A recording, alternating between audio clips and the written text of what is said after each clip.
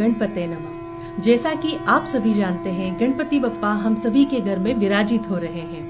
तो गणेश जी और गणेश उत्सव से जुड़े हुए कुछ ऐसे सवाल हैं जो कि आपके और हमारे मन में जिज्ञासा का विषय हमेशा बने रहे हैं। तो इन जिज्ञासाओं को दूर करने के लिए आज हमारे बीच मौजूद है भारत के जाने माने एस्ट्रोलॉजर और माइथोलॉजिकल एक्सपर्ट आचार्य डॉक्टर भूपेंद्र शर्मा जी। आचार्य जी, आपका स्वागत है। नमस्कार। तो आचार्य जी, अष्टविनायक गणपति जी से जुड़े हुए 8 ऐसे जिज्ञासापूर्ण सवाल है जो आज हम आपके सामने रखने वाले हैं। और उनमें से पहला सवाल है, भगवान गणेश जी को गणपति जी और गणेश जी क्यों कहा जाता है? ये गणेश जी और गणपति जी नाम रखने के पीछे क्या तात्पर्य है?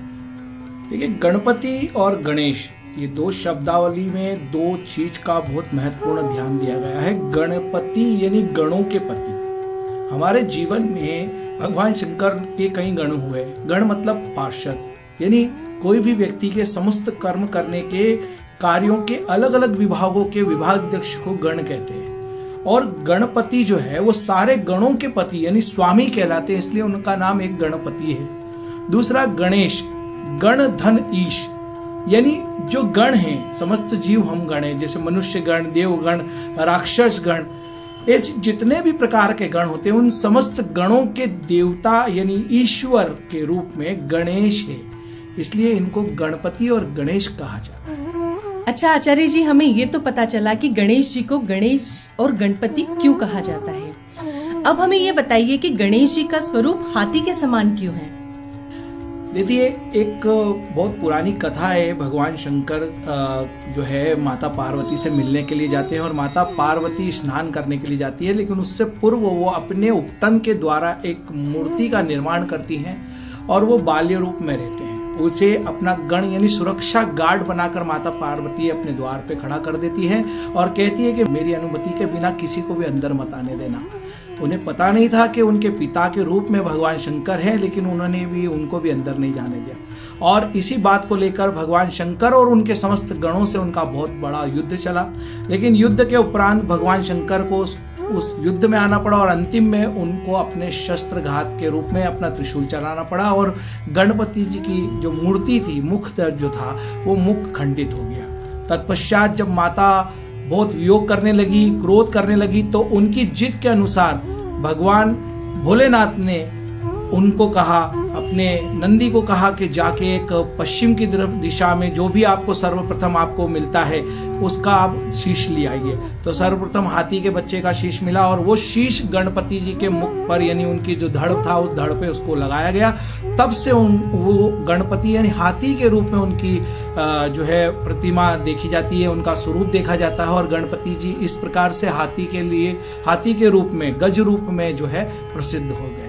अच्छा, अब हमें पता चला कि भगवान गणपति जी का जो शरीर है वो मनुष्य का है और जो उनका मुख है वो हाथी का है। अच्छा आचार्य जी, गणेश जी का एक दांत टूटा हुआ क्यों है और उस दंत का आखिर में हुआ क्या, और गणेश जी को एक दंत क्यों कहा जाता है? देखिए, इसके विषय में एक बहुत अच्छी कथा प्रचलित है कि परशुराम जी जो है वो अपने इष्ट भगवान अपने गुरु से मिलने के लिए कैलाश पर्वत पे आते हैं और परशुराम जी जब भगवान शंकर से मिलने की जिद करते हैं तो गणपति जी उनको कहते हैं कि मेरे पिता ध्यान मग्न है, वो अभी किसी से नहीं मिल सकते। इस बात को लेकर कई बार उन्होंने प्रार्थना की, लेकिन गणपति जी ने उनकी एक भी प्रार्थना न सुनते हुए उनका तिरस्कार किया। भगवान परशुराम जी को क्रोध आ गया और क्रोधवश उनका और गणपति जी का युद्ध हुआ। युद्ध के पश्चात उन्होंने अपना फरसा था वो उनके ऊपर चला दिया और उससे गणपति जी का एक दांत टूट गया।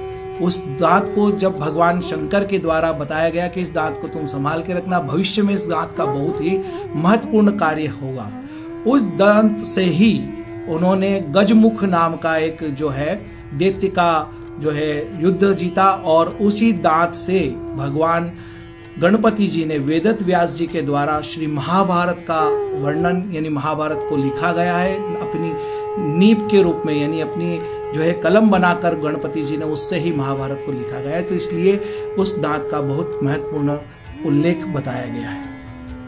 अच्छा आचार्य जी, इसीलिए गणेश जी को एक दंत कहा जाता है। अच्छा आचार्य जी, गणपति जी की जो सवारी है वो मूषक ही क्यों है?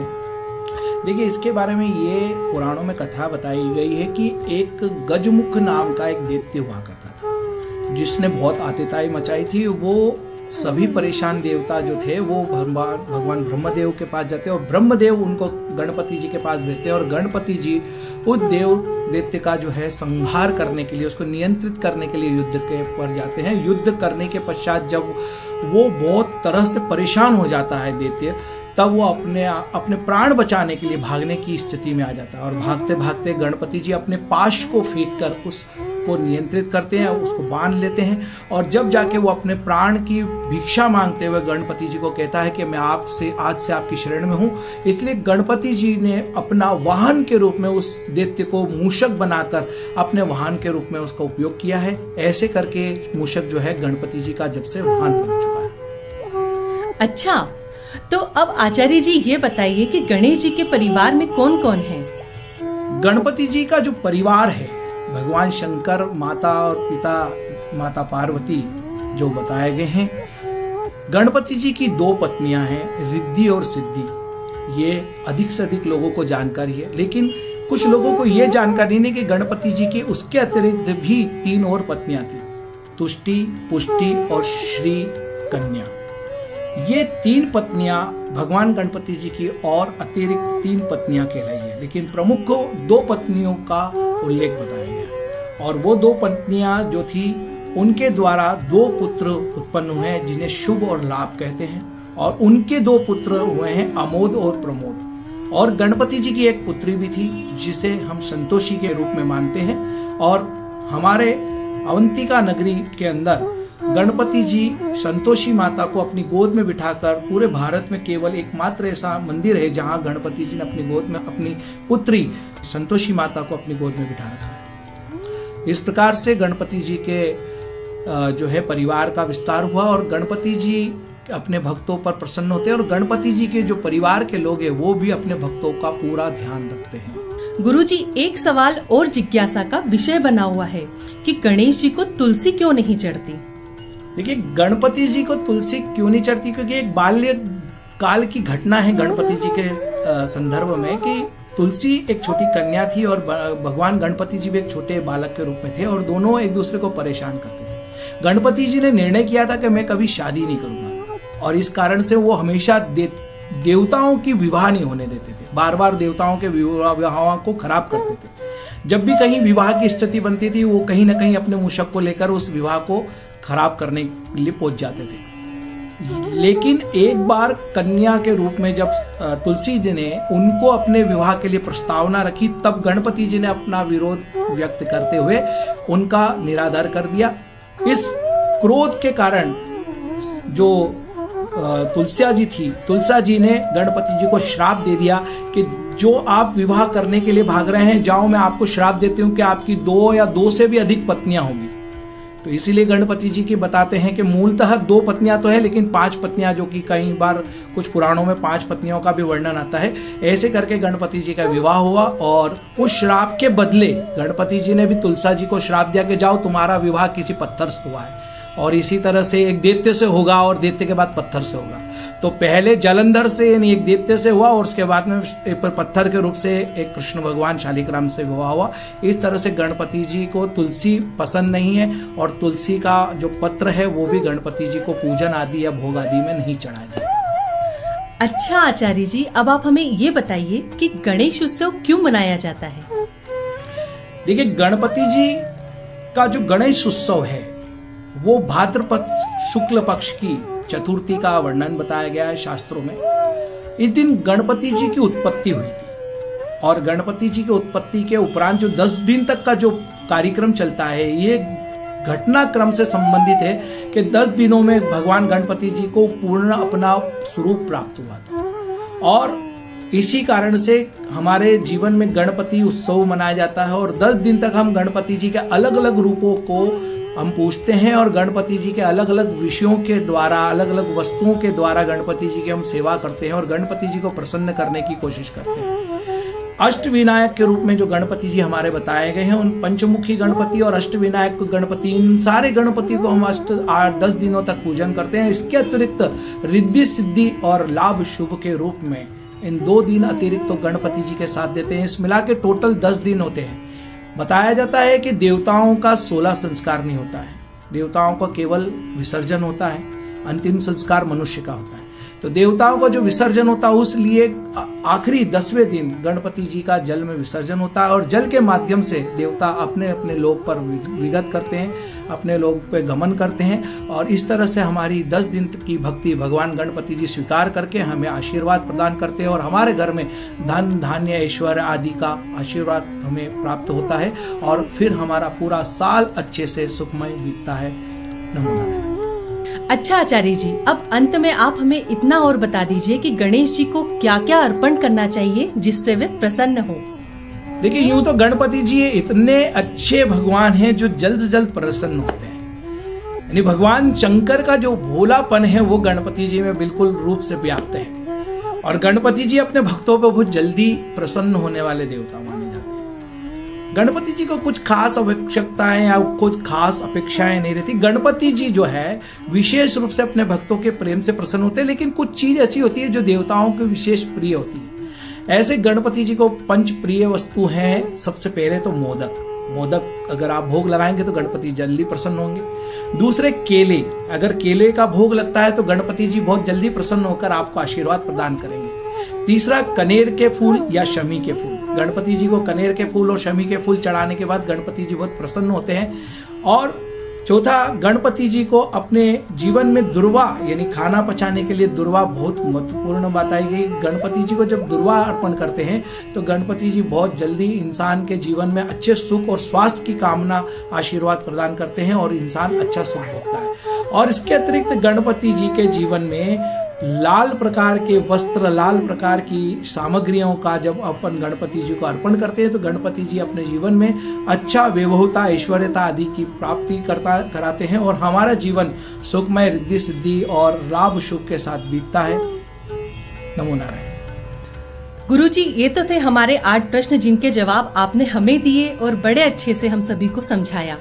लेकिन और भी मैं चाहती हूँ कि आपके मन में कुछ ऐसी बातें हैं जो आप हमारे दर्शकों के सामने रखना चाहते हैं। देखिए, गणपति जी का जो पूजन का समय काल होता है वो पूर्व सूर्योदय के समय से लेकर रात्रि सूर्यास्त के पूर्व होना चाहिए। हमारे घर परिवार में शुद्धता और पवित्रता का पूरा ध्यान करना चाहिए। हम जो भोजन बनाते हैं उसकी पवित्रता का पूरा ध्यान रहना चाहिए, क्योंकि भगवान सर्वज्ञ गणपति जी स्वास्थ्य मतलब एक प्रकार से देखा जाए तो बहुत ही सात्विक देवता हैं और सात्विक देवता के लिए हमें भी 10 दिन उनकी सेवा के रूप में पूर्ण रूप से सात्विक रहकर भगवान की सेवा करना चाहिए। लहसुन प्याज आदि इस प्रकार के बघार आदि चीज़ों का प्रयोग नहीं करना चाहिए। जितना हो सके हमारे घर में शुद्धता और ऐसे लोगों का आगमन हो जिनके मन में प्रसन्नता चित्त भावना हो, जिनके मन में कोई भी क्रूरता या किसी भी प्रकार की कुंठितता या किसी प्रकार का द्वेष ना हो, तब आपके घर में आए हुए गणपति जी आपको शुभ परिणाम की प्राप्ति कराते हैं।